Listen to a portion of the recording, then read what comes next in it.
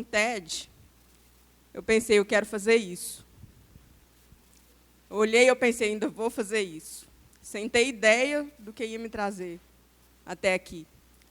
E aí, quando o convite chegou, eu fiquei super animada de ter mais um item da minha lista de coisas que eu quero fazer riscado. E aí chegou a hora de definir sobre o que eu ia falar, e eu girei em torno disso durante semanas, até entender que o que me trouxe até aqui foi a minha história. Uma vez me perguntaram se eu gostava de Natal, e eu falei que sim, que eu não achava o Natal uma coisa ruim, só achava um pouco triste. E aí é que está, não é que a minha história seja completamente triste, mas tudo que me transformou até hoje, ou é resultado de alguma coisa que deu errado, ou de alguma coisa que é, de certa forma, triste. Então, por isso, talvez, eu nunca tenha enxergado a tristeza como algo que é só ruim. Há uma grande vantagem em ser uma criança silenciada. Eu nunca fui uma criança perdi a palavra. Eu sempre fui uma criança introspectiva. E eu tenho poucas fotos de mim antes dos 5 anos, talvez umas 10. E em nenhuma delas eu apareço sorrindo. E a minha mãe fala que eu não sorrio porque eu já sabia que viver é difícil. E é uma grande vantagem em ser uma criança assim. Você se torna expert em observar pessoas e interpretar reações. Isso é quase que uma habilidade de ler pensamento. Então, eu consigo saber se alguma coisa está estranha até em uma conversa por texto.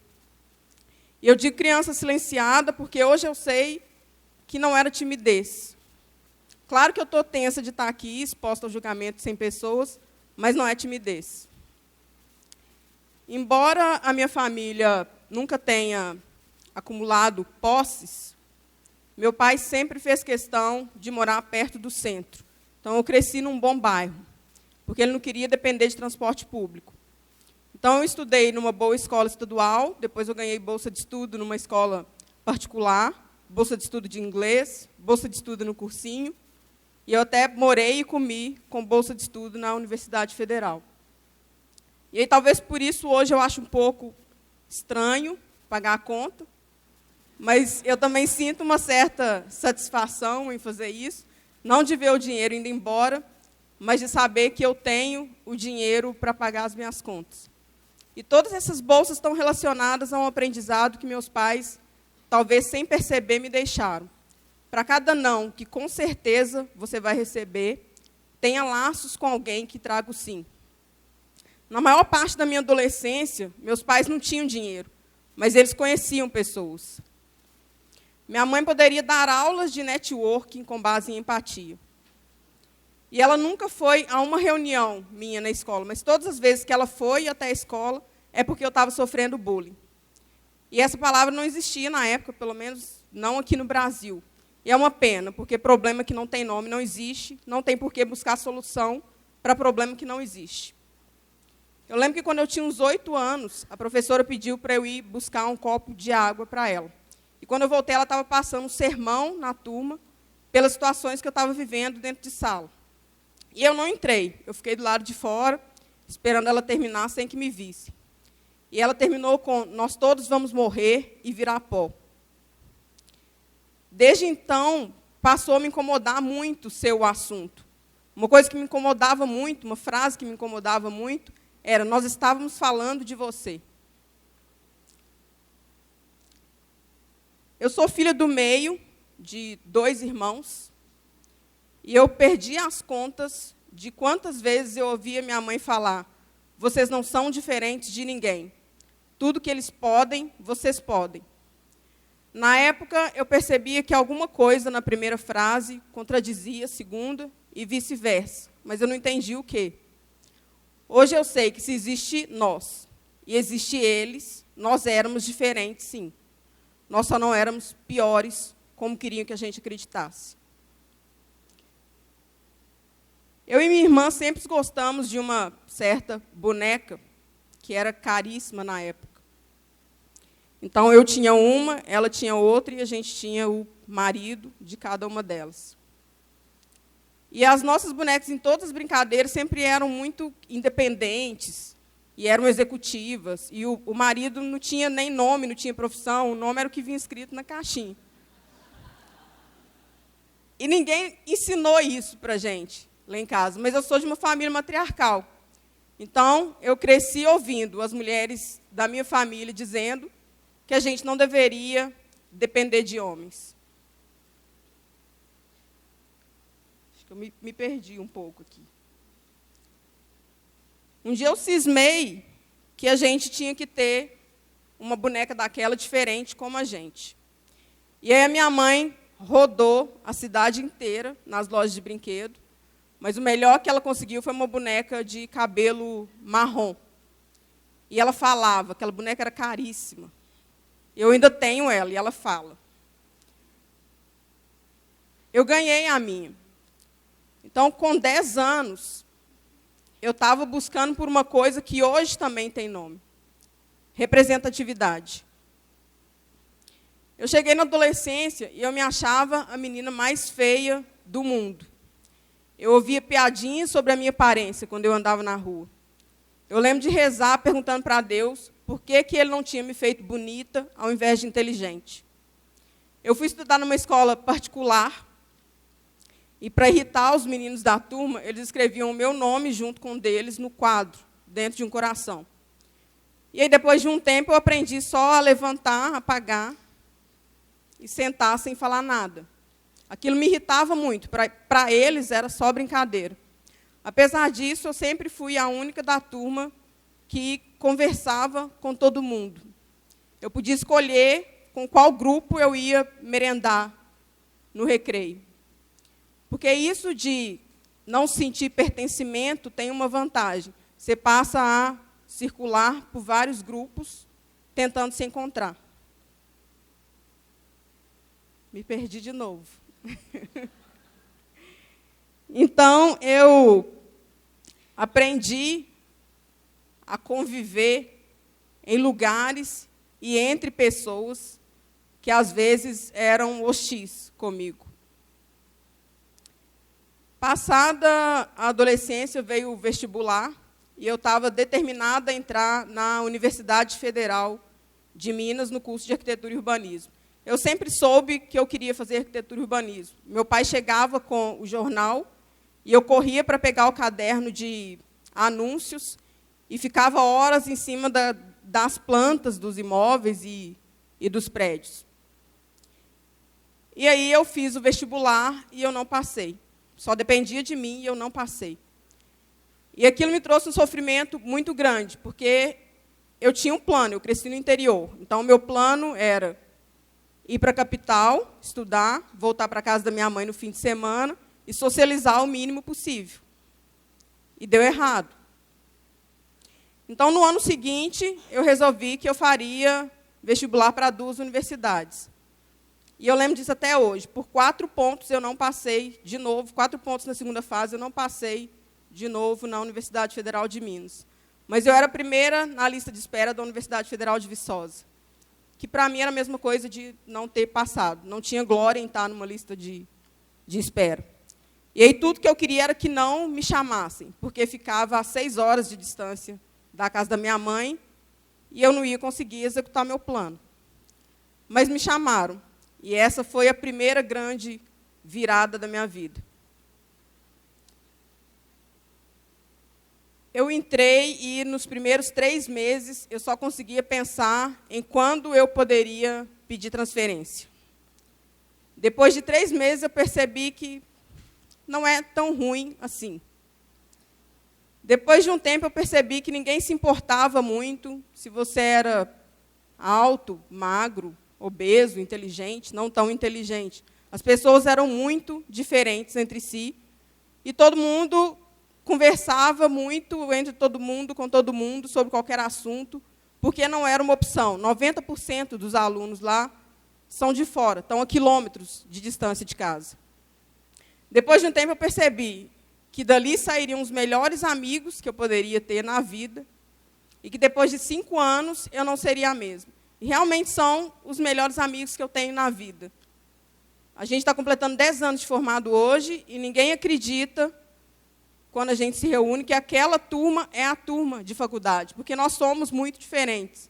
Então, é pouco provável que nós nos tornaríamos amigos fora daquele contexto. E, de fato, eu nunca mais fui a mesma. Eu aprendi a conviver bem com o defeito dos outros. E aí, se eu podia conviver bem com o defeito dos outros, por que eu não poderia conviver bem com os meus? Aqueles que eu enxergava como defeito e aqueles que a sociedade me apontava como defeito. E aí eu cheguei à conclusão de que eu não precisava ser perfeita, eu não precisava ser completa, eu não precisava sorrir sem querer, só porque as pessoas achavam que eu era séria demais, e eu não precisava deixar o meu cabelo como as pessoas esperavam que ele deveria estar. Eu me formei e aí voltei para o interior, para a cidade da minha mãe, para trabalhar com projeto arquitetônico. E eu trabalhei com projeto por 6 anos. Eu ainda sou apaixonada por projeto arquitetônico, mas depois de um tempo aquilo parou de fazer sentido para mim. Meu trabalho não tinha o poder de impactar a vida das pessoas da forma que eu desejava e esperava. Eu trabalhava na maior parte do tempo com residências de alto padrão.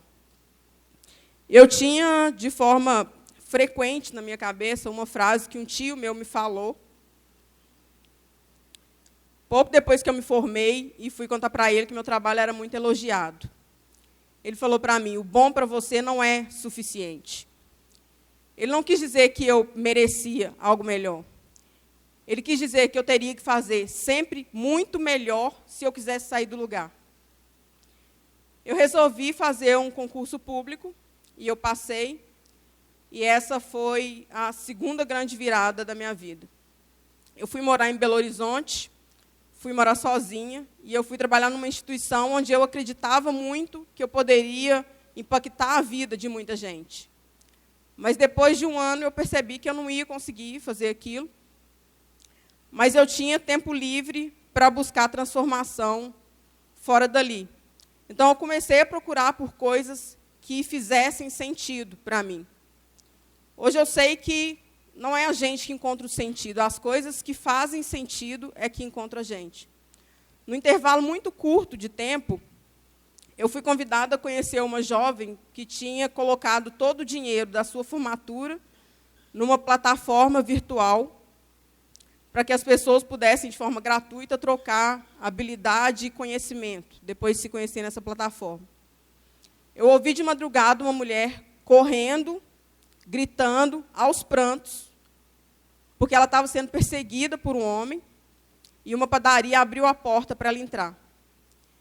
E eu li na internet um relato de violência sexual que me deixou dormindo muito mal e me fez acordar com a certeza de que algo deveria ter sido feito para que alguém pudesse ter estado lá por ela. E por outras mulheres, para que elas pudessem ser livres de realizar o sonho de mudar a vida de alguém, como aquela jovem que eu tinha conhecido. E, na época, eu não vi impedimento para que eu fizesse alguma coisa. Eu liguei para minha irmã, logo cedo, e falei para ela, eu já sei o que eu quero fazer. Eu quero construir algo que seja maior que eu. Eu me inscrevi num evento, pensei num aplicativo, pensei numa história, e fui para esse evento sem conhecer ninguém. Todo mundo era da área de tecnologia, business ou design. E eu hesitei até o último segundo em subir no palco para tentar convencer aquelas pessoas de que eu tinha uma boa ideia. E eu me convenci falando para mim mesmo, você passou 6 anos fazendo as pessoas pagarem por suas ideias. Então, sobe lá. Eu subi, contei uma história e terminei com, sabe aquele pedido de quando chegar, avisa? Quem é que avisa se a gente não chega? E essa foi a terceira grande virada da minha vida, que é a Malalai. Nós surgimos como um aplicativo, fomos informados de que somos uma startup, e o que eu espero hoje é que ela seja, acima de tudo, um movimento. Eu sou mulher, negra, arquiteta e urbanista, empreendendo na área de tecnologia, querendo combater um dos silêncios mais ensurdecedores que existe, que é a violência sexual. Eu estou 5 vezes fora da casinha. E eu não precisei falar de gênero e cor para que vocês entendessem tudo que está por trás de todas essas histórias que eu contei aqui. As pessoas ficam surpresas de ver o ponto em que nós conseguimos chegar com essa solução. Eu não sou da área de tecnologia, o Henrique, que é meu sócio, não desenvolvia aplicativos, e somos só nós dois mesmo, sem investimento. E realmente o dinheiro é pouco, a maior parte sai do meu bolso, mas eu tenho um trunfo. Eu conheço pessoas. Desde que tudo isso começou, eu ouvi 5 relatos, pessoalmente eu ouvi 5 relatos de ataques e tentativas de estupro e estupro. E eu fui abraçada por incontáveis mulheres, que eu nunca vi. Logo eu, a menina de cara fechada que não ri fácil. Eu tenho para mim que, se nada sair como planejado, porque claro que eu tenho um sonho grande para o que a gente está construindo, mas se nada sair como planejado, a gente precisa garantir que está deixando um rastro positivo. As pessoas não querem ouvir que a cada 11 minutos uma mulher é estuprada no Brasil. É desconfortável, não é cômodo. O que eu faço hoje não é confortável para mim também. Mas está tudo bem, porque incomodada é o meu status permanente. Eu ouvi de uma mulher diferente como eu, uma frase que me faz pensar que, se nada sair como planejado, ainda vai ter valido a pena. Ela falou para mim: obrigada, eu descobri que eu não posso aceitar ser menos do que o melhor que eu posso ser. Isso me mostra que ser exatamente quem eu sou e falar a verdade que as pessoas não querem ouvir é revolucionário. Desde que tudo isso começou, se eu disser que eu conheci 100 pessoas, cerca de 80 delas estão trabalhando para mudar processos.